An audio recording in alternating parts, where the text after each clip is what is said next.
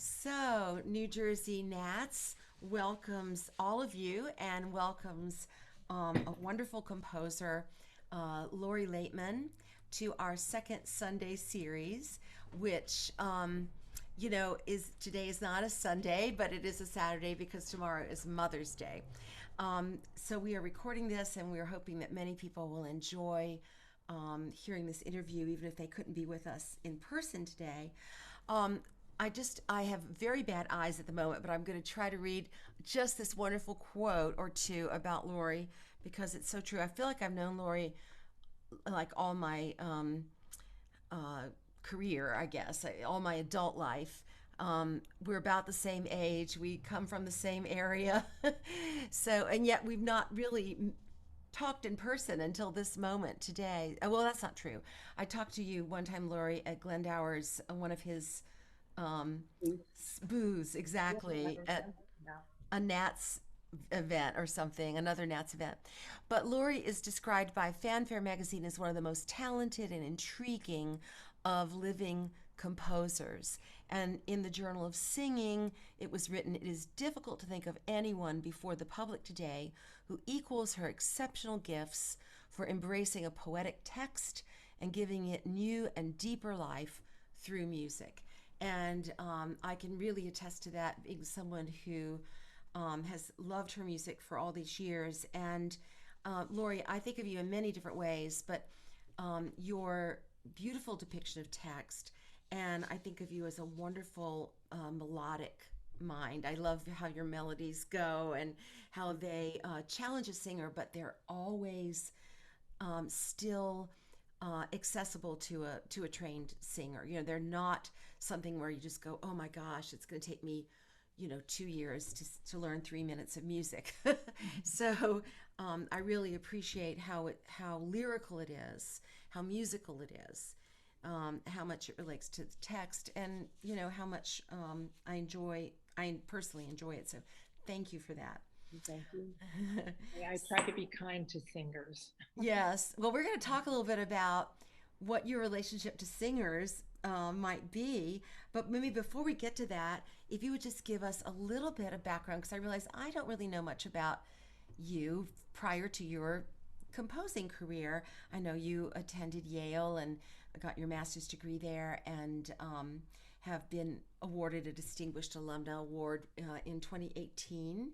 But before that, can you tell us a little bit about yourself and kind of what brought you to begin to think of yourself as a composer, especially being a woman, because we know that's not has not traditionally been a path that women have been easily directed toward.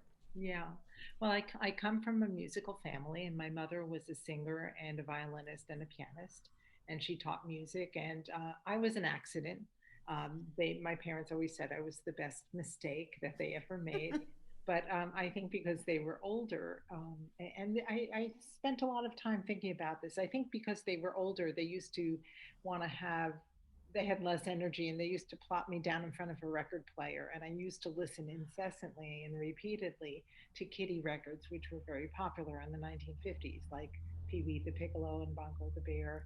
And so I think I was always, and Peter and the Wolf, always extremely thrilled by the idea of stories and song, but I didn't put that together because then I forgot about it for years. It wasn't until I began to think back, that I always had this connection to stories and song.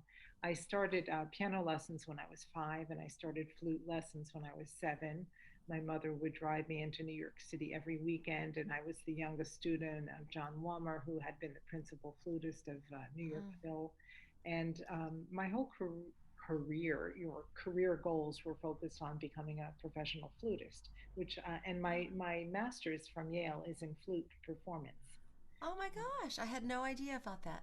Yeah, and I did play with the Vermont Symphony in 1977 and accomplished my goal. But it was when I got to Yale that that's when I began to realize that maybe I could compose. It wasn't like my mother didn't encourage me to compose. In fact, if I was doodling on the piano, she actively encouraged me to stop doodling and just to practice. But when I got to Yale, all of my best friends were taking composition lessons. They were all composers, including the man who was going to become my husband. I remember hearing his piece freshman year. This is before I really met him, and I just thought, I don't really like that piece so much, but everybody else seemed to like it. But then I met him for real, the next year, and I started studying composition sophomore year, and I started with piano ragtime because that was an easy entree into the field of composition because it had a set structure, you know, 8 bars and a repeat or 16 bars and a repeat and the bouncy left hand and the syncopated Yes. right hand. And I love playing Scott Joplin on the piano. Yeah. And in fact, I always loved playing piano more than I love playing flute, even though I was a flutist. It's Yeah. just more enjoyable for me, I think. I think of you Um, as a pianist, even though I haven't heard you uh, play, but I think because of playing your piano accompaniments, yeah, yeah. I find them very pianistic. So I think, oh, she's a Yeah, well, pianist. I can play my own music with a lot of practice. In fact, when you play the first little excerpt, The Men with Small Heads, I'll tell you more about that. I had to Yeah. really practice for about 6 months before that recording in order to do my work justice because it's not easy. Yes. But so then I kept studying composition my whole time at Yale, including during graduate school. But the most important class I took was a class in writing music for film and theater.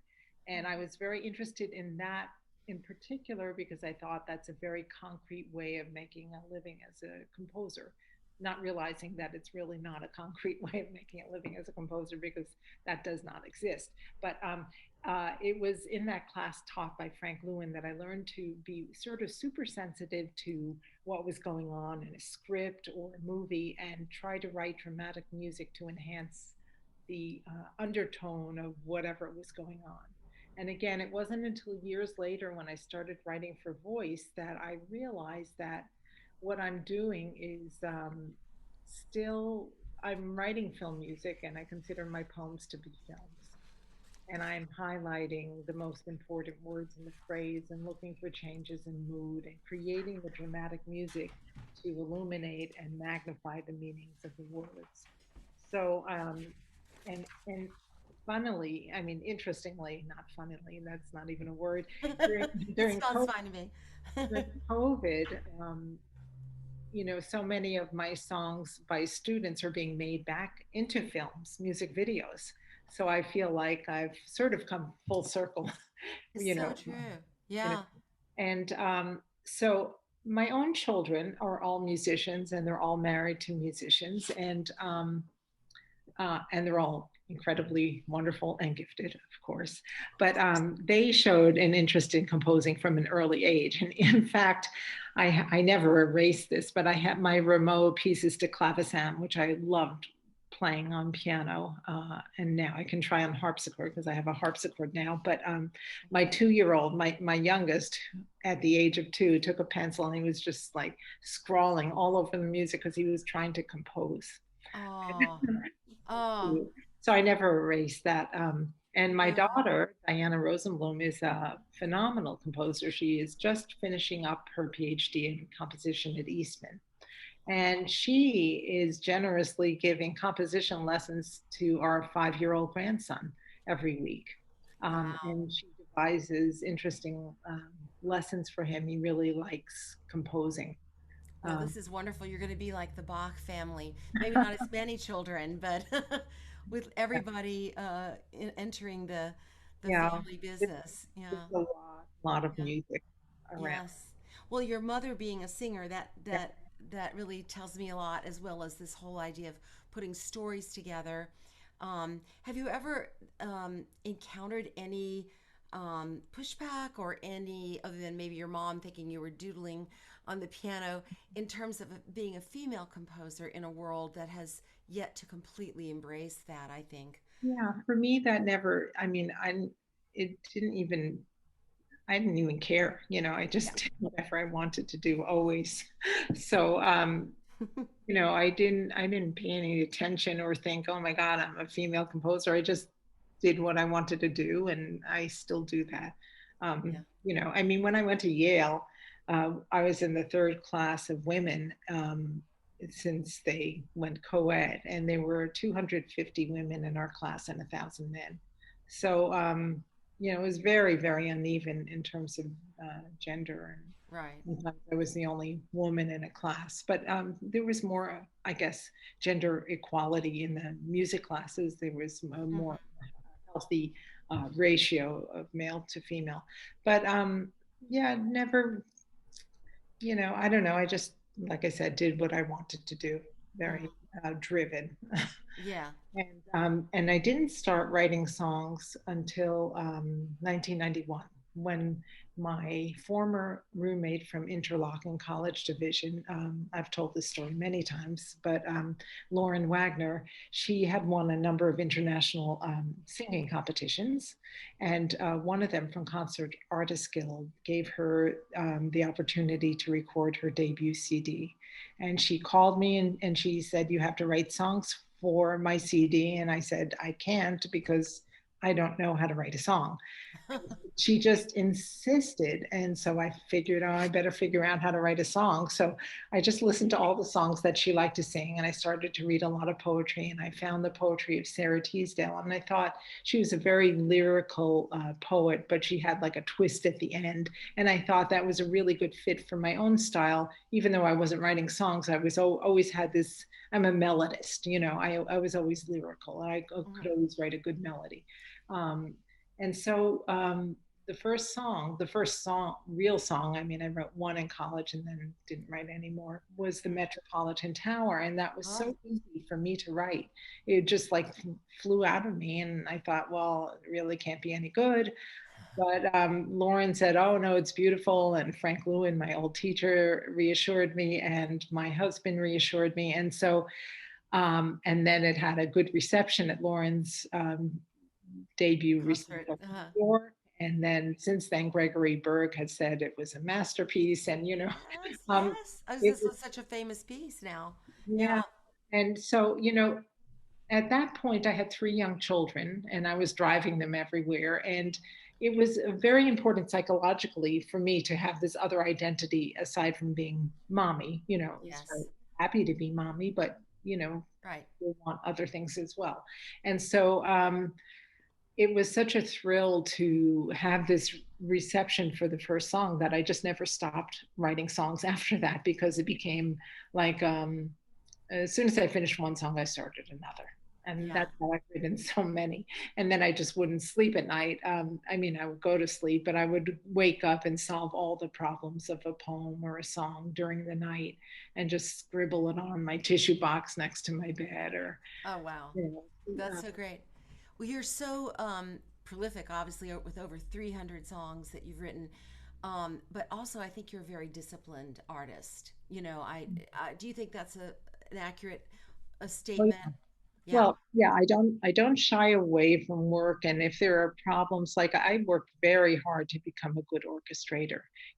After I wrote the first iteration of Scarlet Letter, it was okay for orchestration, but it wasn't great. And then I took some orchestration lessons and I reorchestrated it, and then I reorchestrated it again. And then, I just worked so hard to learn how to use the orchestra with ease, I guess. Mm-hmm.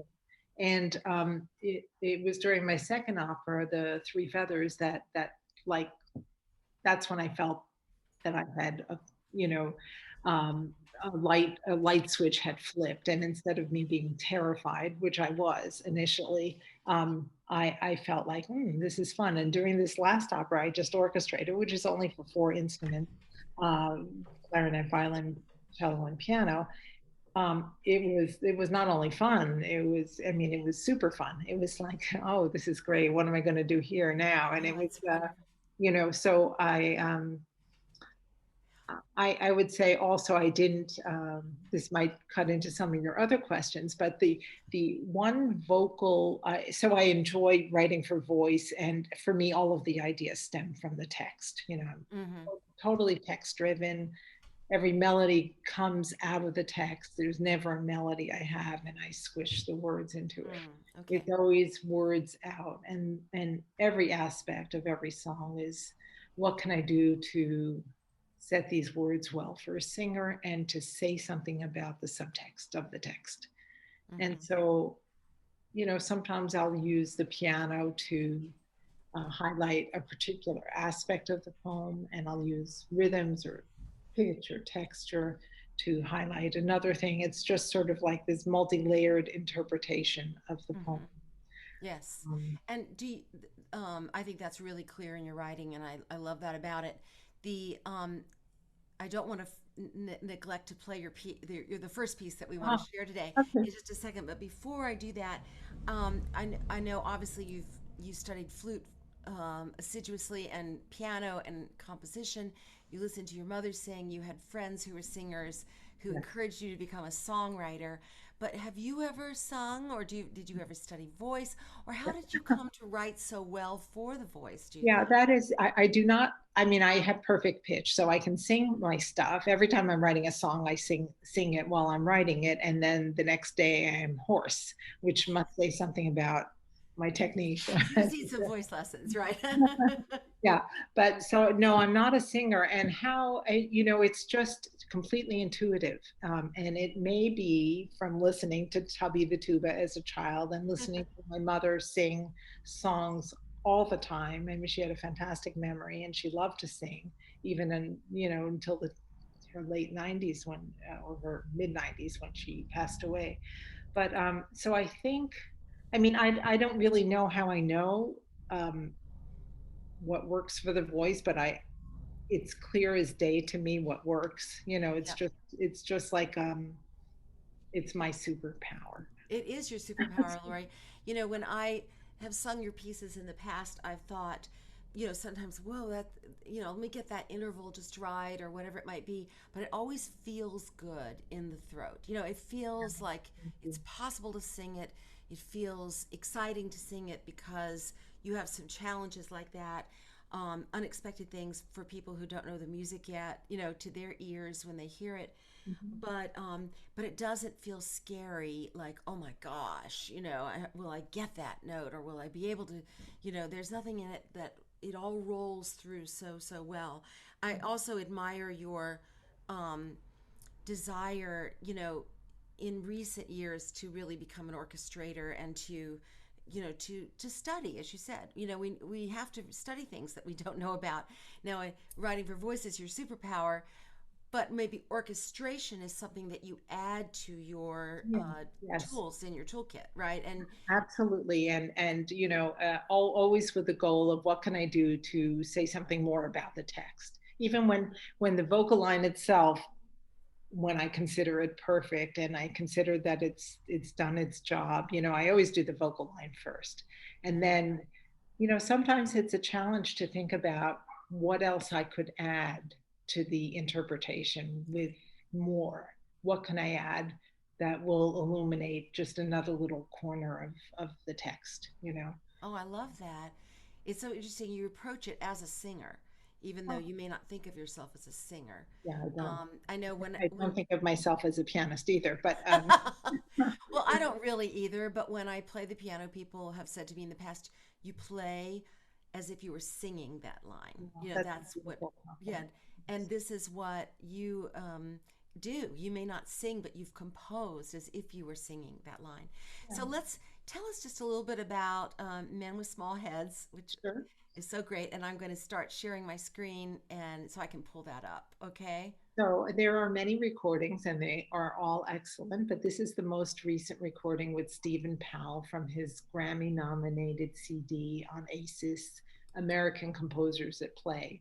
And Stephen he had messaged me on Facebook. I think it was at the Met. I was actually at an opera and I got this message in the intermission. I thought, oh, it must be like not like a butt dial, but a butt message, because Yeah. why is Steven messaging me? And so I didn't answer. And then he called me and he said, oh, I want to talk to you because I have this idea for a CD. I haven't made a CD yet. And I want to see if you would like to be on it. I'm going to ask for composers to play their own music with me. And I said, I tried to get out of it actually. I said, wouldn't you rather use one of my sons, you know, uh, because, uh, because I'm not like like I said, I can play my own music, but I'm not a pianist. I'm not like they are. But Mhm. no, he said no, it has to be you. And so then I really had to practice. I think I was giving myself 10 to 9 days. I mean, Men with Small Heads is a very, very hard piano part. It's a very hard cycle. It's it's very humorous. They're all true stories to poetry by Thomas Lux. And Tom, when he was little, perceived that a lot of people had small heads. And it Mhm. was many years later, even years after I wrote this cycle, which I wrote in 2000, that my husband was reading an article in the Wall Street Journal about Alice in Wonderland syndrome. It was a neurological condition where the proportions of people's bodies and heads were distorted. Oh And my goodness. I remember emailing Tom and saying, "Look at this. This sounds like Men with Small Heads." And he says, "Yeah, I think that must have been what I had. Not that it was You, diagnosed, but I just no, assumed it was a metaphor for people with, prejudices or something, people of small minds. no, There no, was no, actually no. small heads. Yeah. Actually, I mean, I small. know that's how it's described, but I just kind of thought it was more metaphorical. And Well, that's fascinating. yeah, so this is the latest of the recordings, and there are some actually wonderful music videos. I've always wanted this as a music video because it's so visual and could be so funny. And Eastman did one, and Lyric Fest of Philadelphia did one, and really brought it to life in a whole new way. But Yeah. this is my recording with Stephen Powell of the Beautiful. And title song. would Mhm. you say baritone? I think you also have it scored for mezzo Yeah. and countertenor. Is that right? Yeah, originally I was envisioning it for countertenor, which is Uh-huh. why I picked these very quirky poems that had nothing to do with love or nature or traditional, thematic material. I just wanted something quirky. Uh, Uh-huh. so it was actually supposed to be it was for David Daniels, but then he never sang it, so I took his name off Yeah. the bill. I think he knows that. Yeah. But and then I made it for baritone, which was I love it. Yeah, I yeah. love it. So here we go. Men with small heads. Men with small heads and women with small heads were everywhere in my hometown when I was 6. Two men standing on the corner, small heads. Small head, a woman leans to look in her mailbox. Then there'd be some nobodies, normal heads. Not everyone, in other words, in my hometown had small heads, but many did. Enough that I'd say to my mother, "Father, why does that man have a small head?"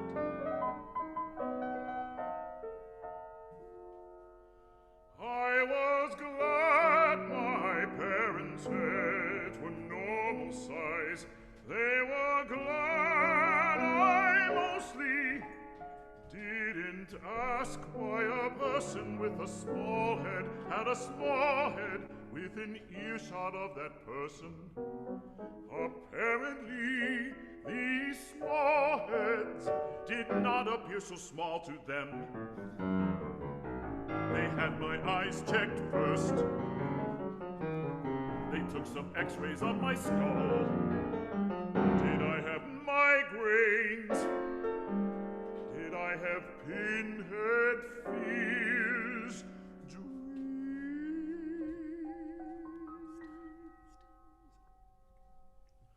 Perhaps it was the angle through the windshield glass. The local doctor leaning over me, with his pen light probing my retina. His head was huge, and the hairs on the back of his hand were crossed like swords. Nothing wrong with my eyes or my brain that he could tell. But the heads I swore were small were not. They were just your average heads, circa 1953. Just your average heads in America.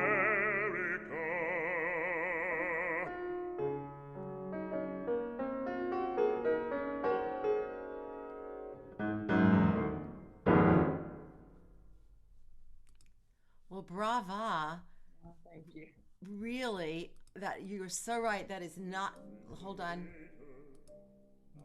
That's the second in the cycle. Yes. I realized after I stopped that I neglected to mute it. and, and they're all true stories from Tom's early life. Yeah. And how did you know Tom Lux? Well, I didn't know him initially. My daughter had gone to a writing camp, I think at Duke University when she was in high school, and she knew of his work and introduced me to his work. And I just thought, oh, these are great, but there's no way it could be set to music. These were among the most challenging poems I have ever set because they're very long, and Yeah. just to figure out how to structure things and to make it work was huge. I was really stuck on a lot of sections of Sure. a lot of these poems. And then, I contacted him. He died a couple of years ago, but Right. I contacted him. He was teaching at Sarah Lawrence, and I went up and I asked if I could come and meet him, and we, spent an afternoon together.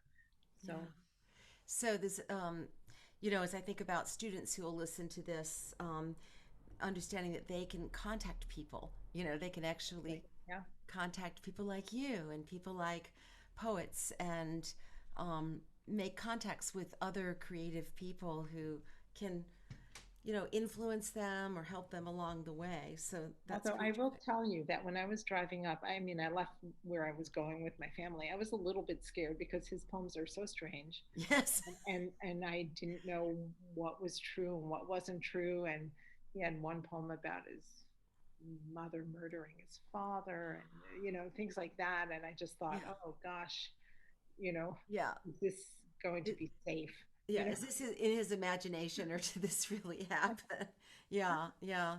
Pretty amazing. I read a little bit of his biography and just online things that I could find. And yeah, he came from a very humble sort of background in terms of, what they had socioeconomically. So, yeah, and he was more or less an athlete in college and all this kind of stuff, not a poet, but then lived life as a poet.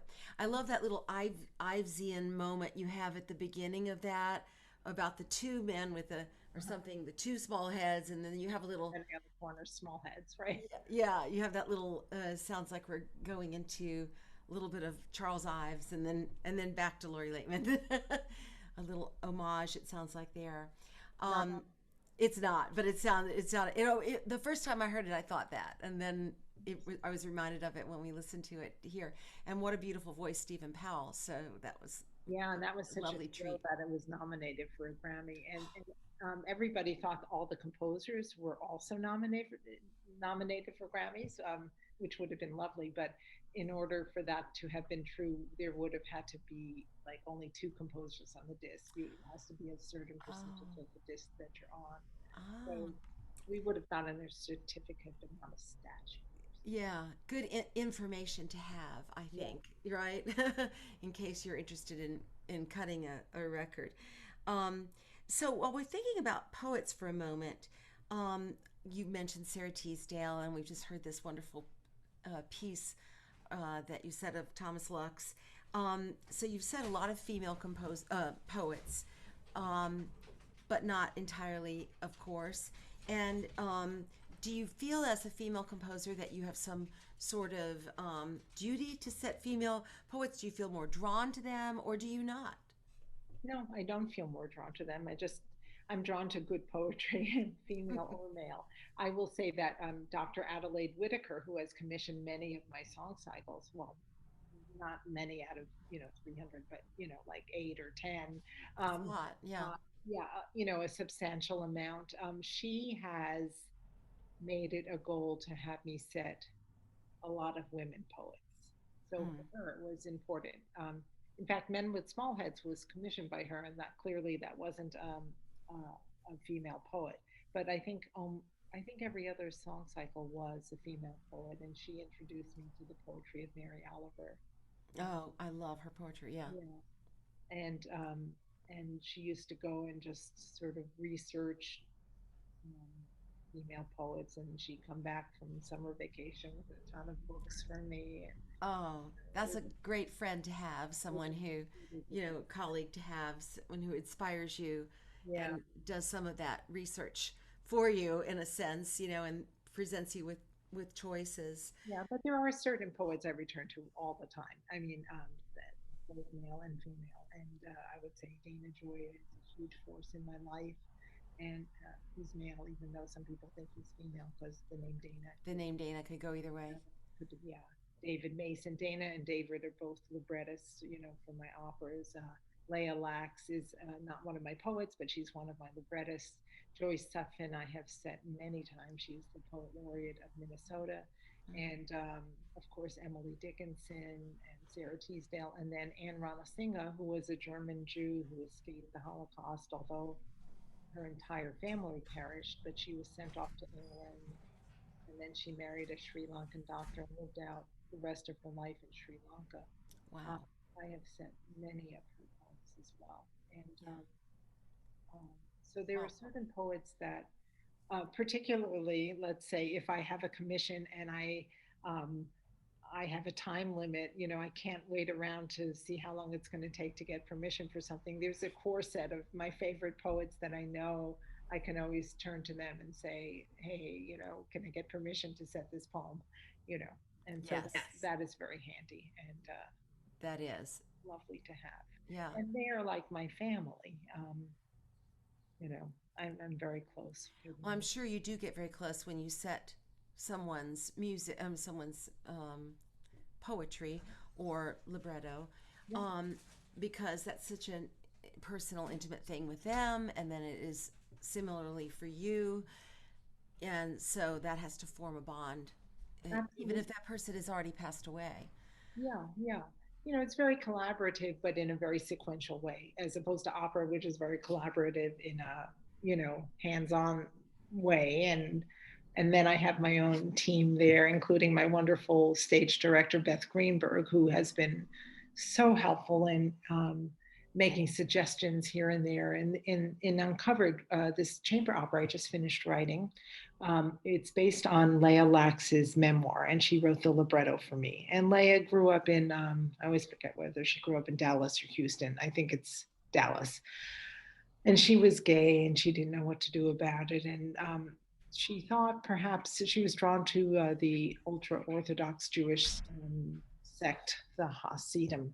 So she became Hasidic, and she was married off to a man when she was 19. And over the next decade, she had 7 children and then one abortion when her life was threatened. And she remained married for 30 years before she found the courage to, face her true self. Uh huh. And Wow. it's a great story about. So I read her memoir and I thought, oh, this is going to make a great song cycle. I have to meet her and talk to her. And we did meet in New York in pre-COVID days, and we liked Yeah. each other. And I asked her if she would be, after I thought song cycle, I thought, no, chamber opera would be a wonderful, wonderful thing for this story, which was so honest and so raw and so interesting. And so she agreed to write the libretto for me. And it's been co-commissioned by a consortium of universities and small companies. And we've moved the premiere to March 2022 at Utah State, and then City Lyric Opera in New York City will do the East Coast premiere in the fall of 2022. So Wonderful. And the title is it's called Uncovered. Uncovered. Yeah. And in fact, City Lyric was able to tape the mikveh scene last summer with very strict COVID protocols, but that was thrilling. And that scene is up on their site if you go to City Lyric Opera. And it was just, uh, I guess the quarantine gave me the opportunity to stop my constant travel, which was nice, and to be at Mhm. home and just to have the time to think and to finish writing uncovered was very a huge gift for me. Yeah. So it's really her story, is what you're It's saying. her story, but Yeah. here's the weird thing. So, with my other operas, I've had librettists who have turned other stories into an opera. But here's a librettist who turned her own story into an opera. So let's say I guessed wrong, which I did on a couple of occasions about what she might have been feeling and the music I wrote. And I would call her up because I always call my poets and I say, "Hey, do you like this? This is what I wrote this morning," or whatever. And I sing in my bad voice over the speakerphone. And I remember there was one section I played for her, and she said, that doesn't capture it. That's not what I was thinking. That's at that point I was thinking something else, and I was much more hesitant there, and it wasn't so joyous or whatever. So I rewrote it to match what was actually Oh, happening at that point in her head. So that was a very unique experience to work with her on that level, um, yes. and to uh, you know, to That's tell. incredible. Yeah, it's incredible to have that kind of connection, to be able to write that way. That's really amazing. Um, I wondered if, I'd love to hear more about that also, but you've turned more and more to opera, it seems, although I don't think you're leaving art song behind in any way, shape, or form. But do you want to talk a little bit about, you mentioned early on in this time that film was kind of in theater, when you took that course, that was the most Yeah, important course in your life.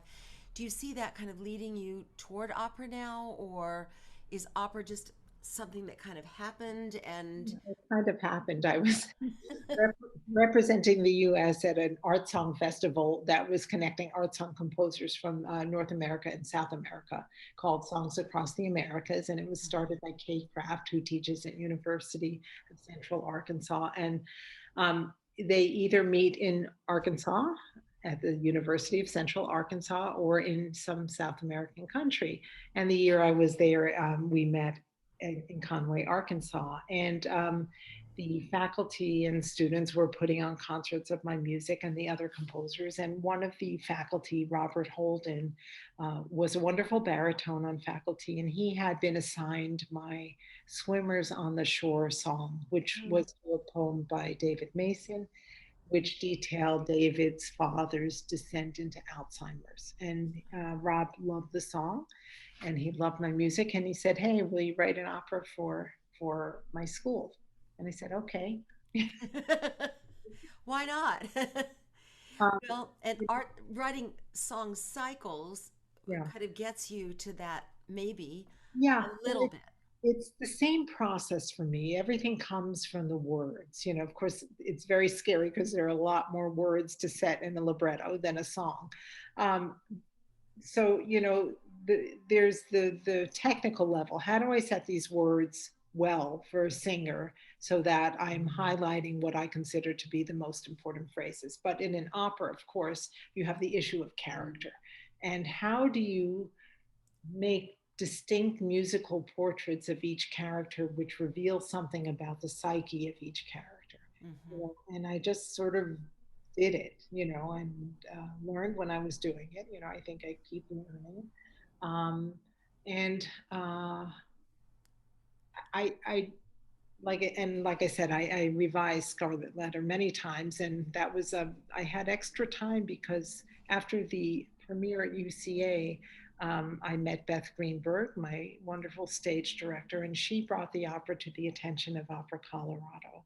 Hmm. And they were going to do the professional premiere in 2013, and then there was like some kind of financial crisis, Of and it course. got postponed to May 2016. I Uh, remember that delay, actually. Yeah. so during that time, I kept working on it. I wanted it to be the best that it could possibly be by the time it happened. Yeah. And I added 5 more instruments to the mix when I was told there was money in the budget for that.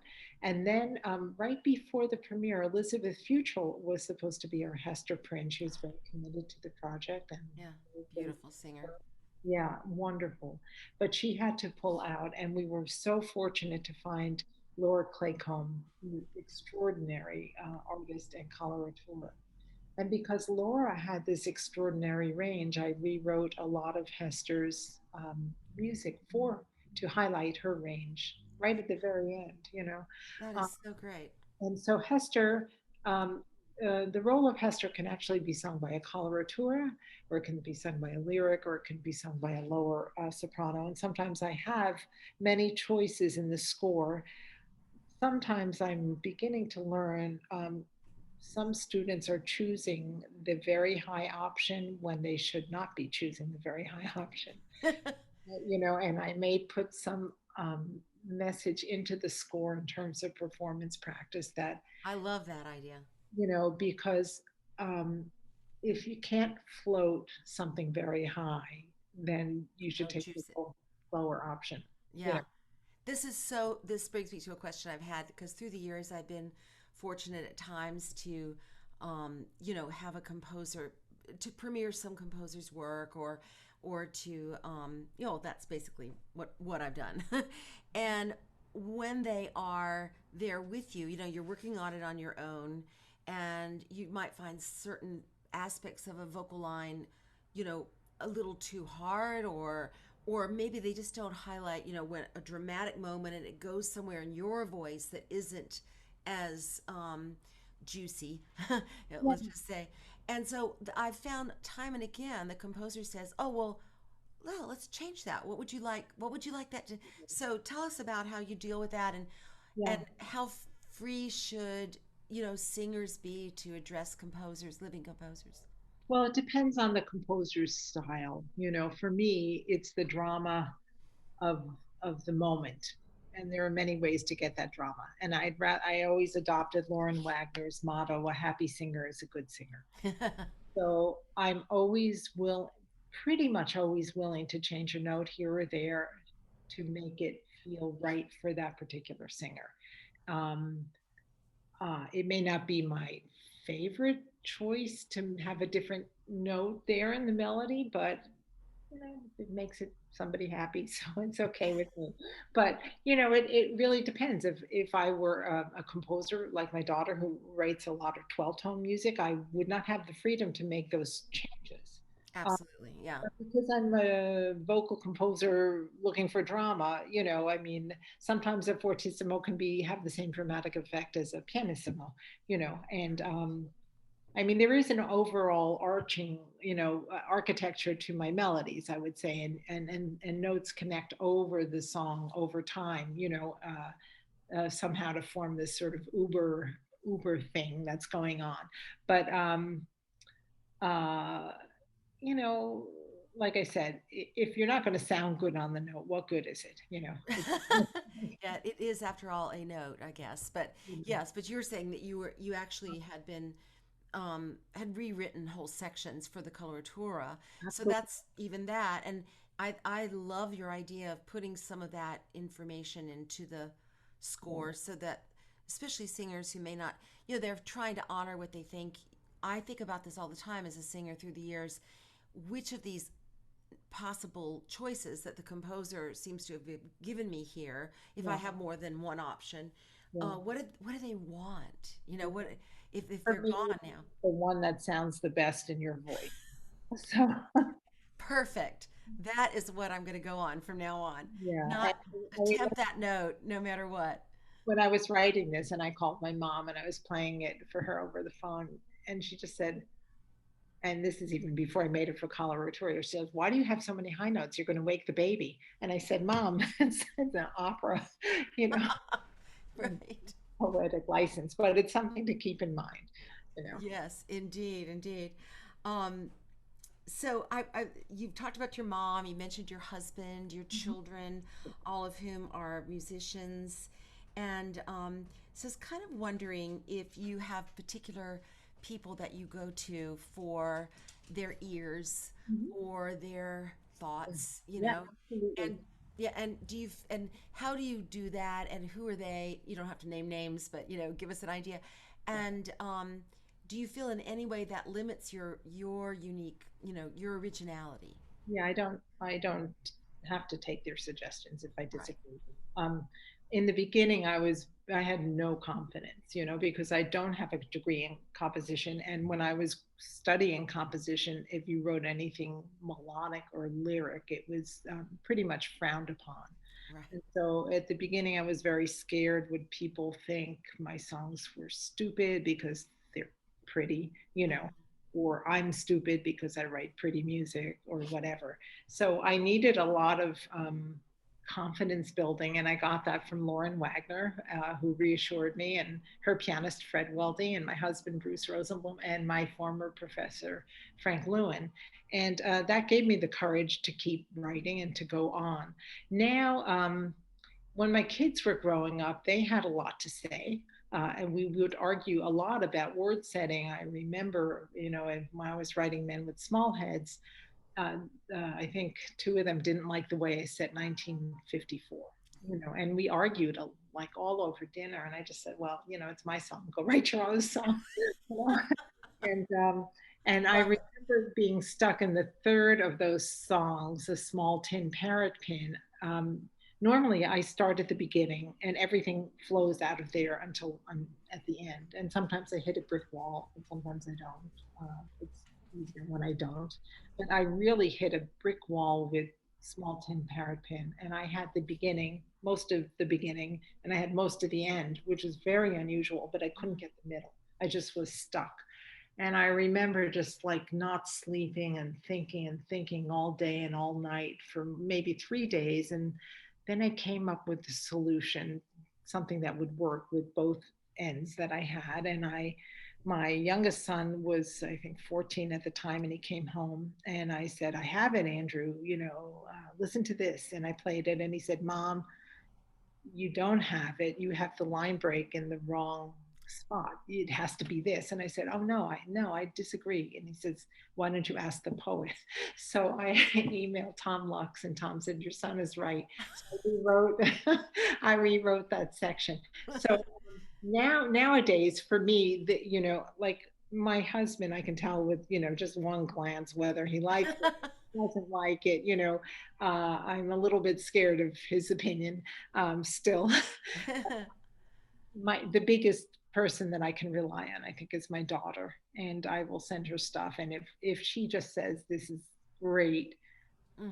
it's like a triumph because she's so smart and so picky. And if there is anything in my song that I'm, that secretly I'm think isn't just quite right, she knows how to zero right in, and She sees it right away. Yeah. sees it right away, and she knows how to. She doesn't rewrite it for me, but she says, "Why don't you think about like doing this or whatever?" She's a born keeper. Beautiful.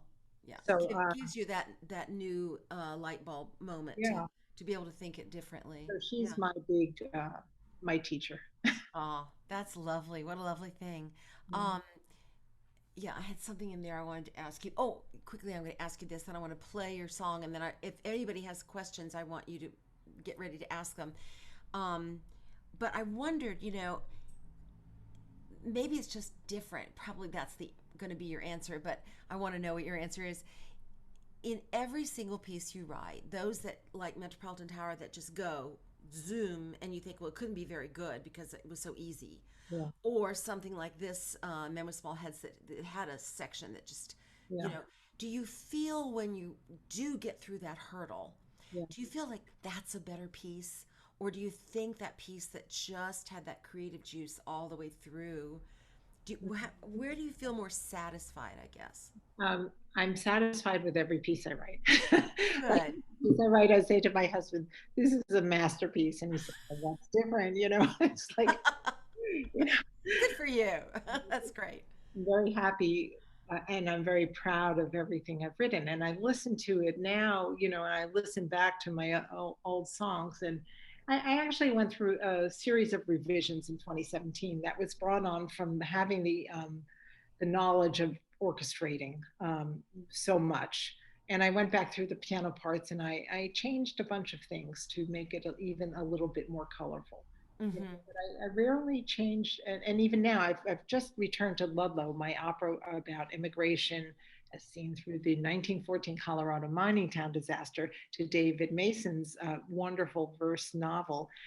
Ludlow, I wrote the first act in 2012, and I have not touched it since then. Fortunately, I had the papers, in a bag near my piano, and I found it. And I'm returning now, and I'm just revising the first act, and then it's my goal. I finally cleared the deck of all commissions, said I'm not going to take any more commissions. I want to finish Ludlow, which is going to take at least a year and a half or 2 years, but I want to do it. I'm at the Okay. point where that's the story I want to tell, and hopefully somebody will either commission it or program it or whatever. But Yeah. that's what I want to write. And in fact, Stephen Powell recorded one of the arias from it. It's the opening track on his Oh, wonderful. Oh, I composers. see. I have it up here. Yeah. Yeah. So, I think instead of, because our time is getting so near the Yeah. end, I'm going to go ahead and ask if people have questions, and then I'm going to have you just set up the Goodbye. yeah, the last song, and then we'll just enjoy that because it's so beautiful, and Jennifer Check is just gorgeous in this rendition of it. Um, Anybody here? I know we're a small group today. Have a question, Lori? You're looking like you might have a question. All right. Yeah, sure. Well, thank you, Lori. One of the reasons I wanted to come on today is just to, I've known about your works and so many of them for so long, but I just wanted to hear you talk about them and talk about your process.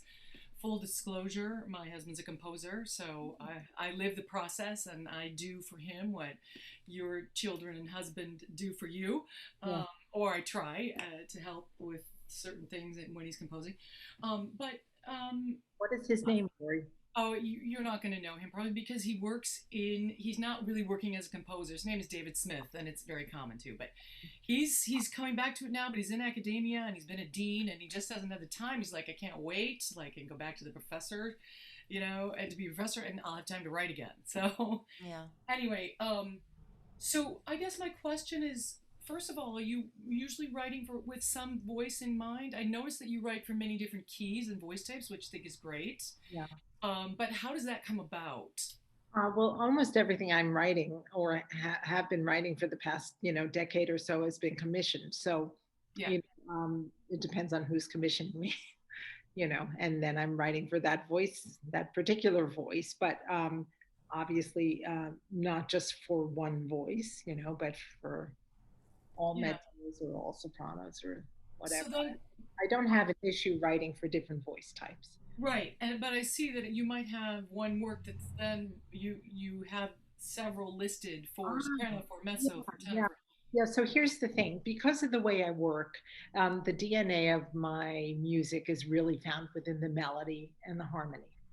And so the timbre is the least important aspect, I would say, Mm-hmm. of my songs, Okay. which makes it as long as it can be transposed and not have like a muddiness or too high or as long as it still fits within the range of a piano, if it's within for piano or another instrument, if the transposing instrument can still sound okay, then I think that the essence of my music can be sung by many many different voice types.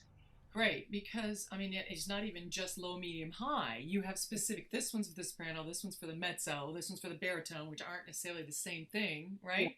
that's right. So that's really great to know because of course as a voice professor, we're always looking for recital repertoire for all the different voices. And I've got a countertenor now, so I took note of your countertenor piece. Do you have any more that you would recommend for countertenor?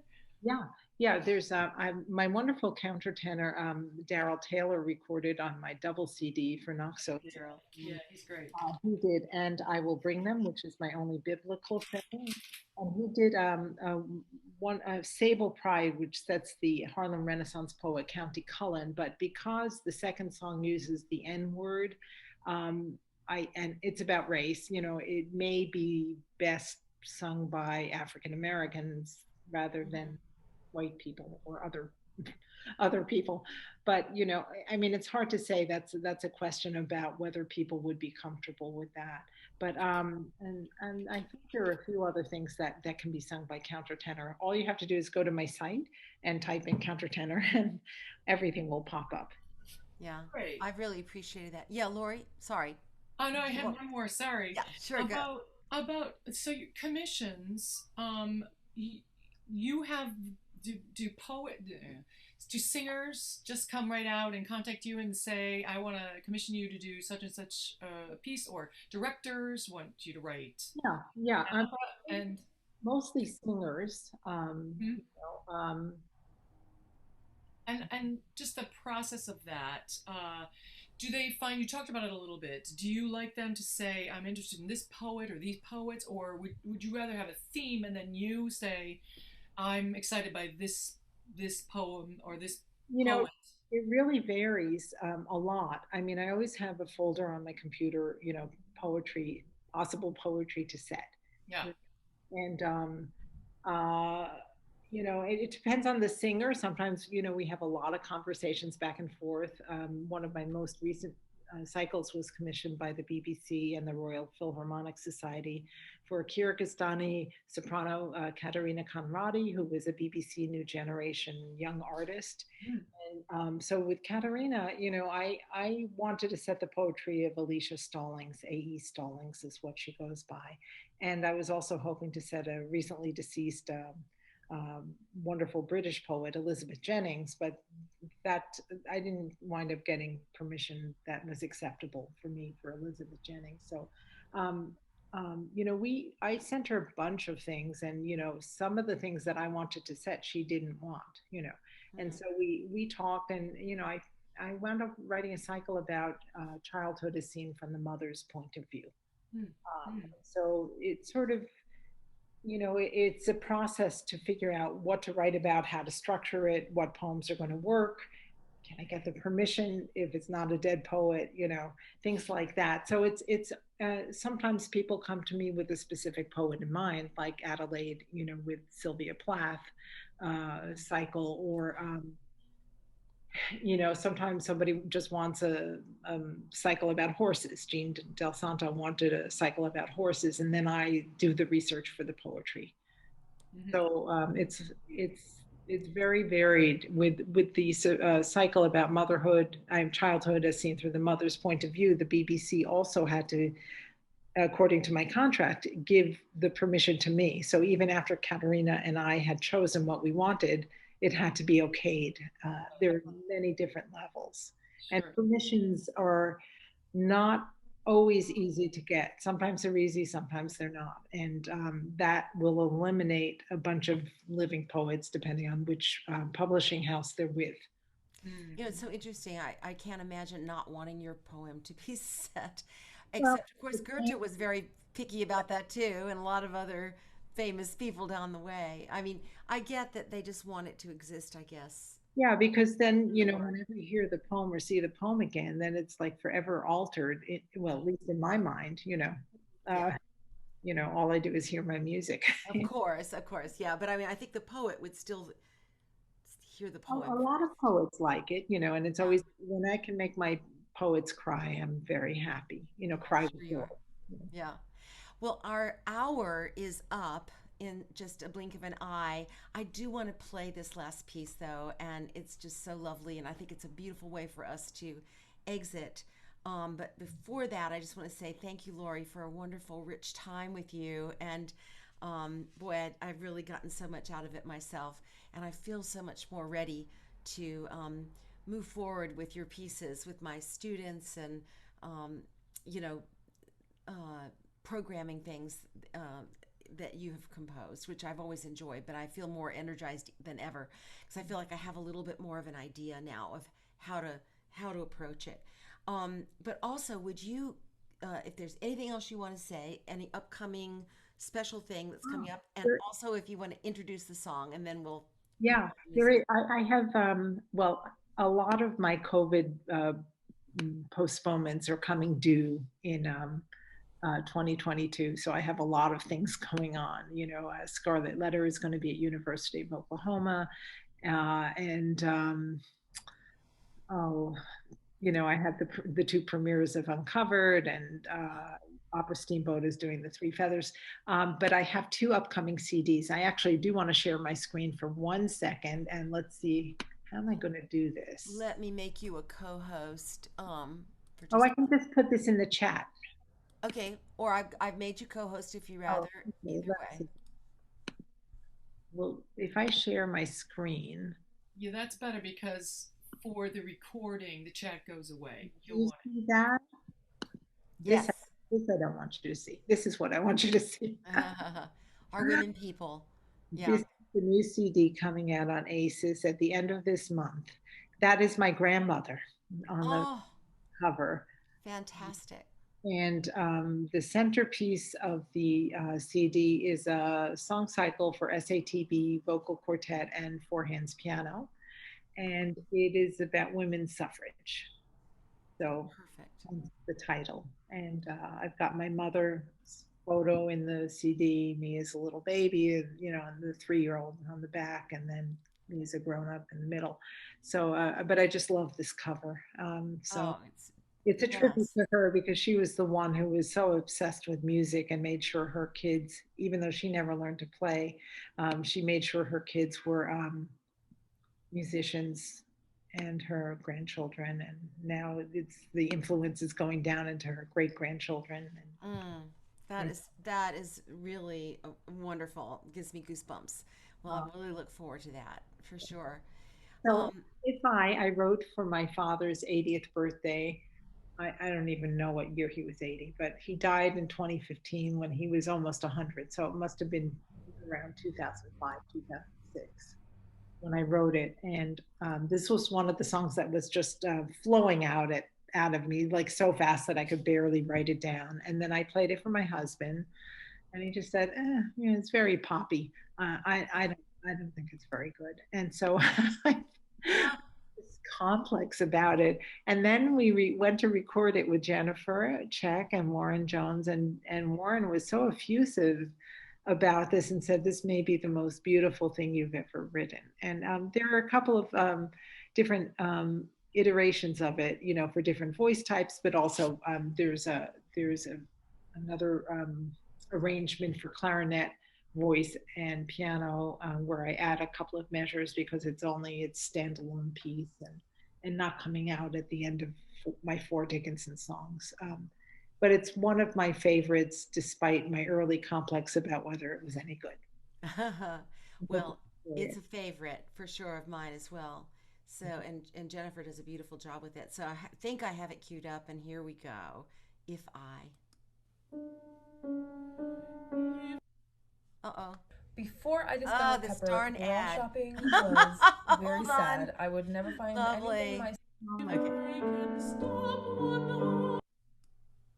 Hopefully you won't get the ad. If I can stop one heart from breaking, I shall not live in vain.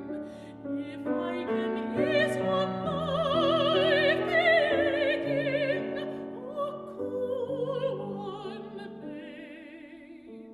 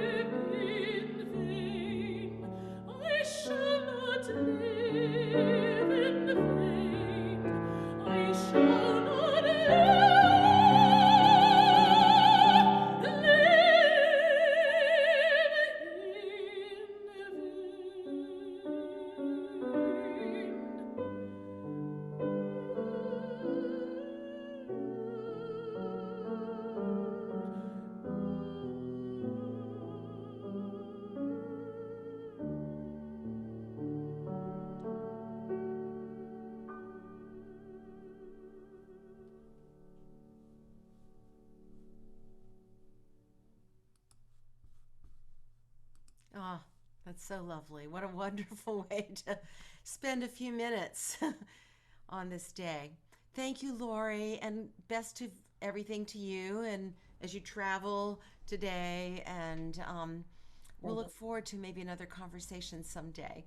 Wonderful. Yeah. Thank you all. So nice to meet you. Thank you for asking me. Thank you. Thank you. Okay. All right. See you Take soon, I care. hope. Bye bye. Bye bye.